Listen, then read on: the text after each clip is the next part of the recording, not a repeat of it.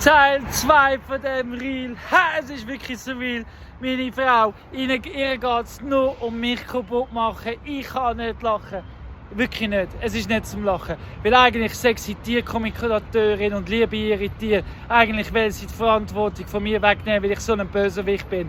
Aber in der Zwischenzeit hat sie, anstatt einfach die Verantwortung übernehmen, Polizei und Tierschutz und Veterinäramt irgendwie Anzeigen gestattet und gesagt, es ging diesen Tieren schlecht. Hör doch auf mit so Scheiß. Es geht doch einfach darum, mir ans Bein pissen. Und einfach sagen, ich will euch nicht vermissen.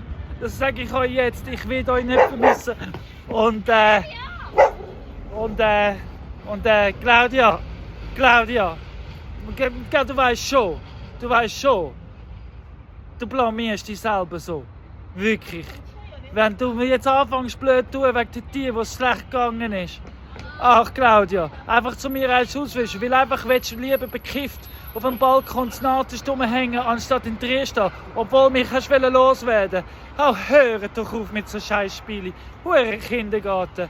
Ich wüsste, was ich machen würde, wenn ich euch wäre. Aber ich kann mich nicht schämen. Ihr aber euch schon. Wirklich. Wenn dir so etwas, so fängt es an, der Teufel ist da. Ha, miteinander, viel Spaß.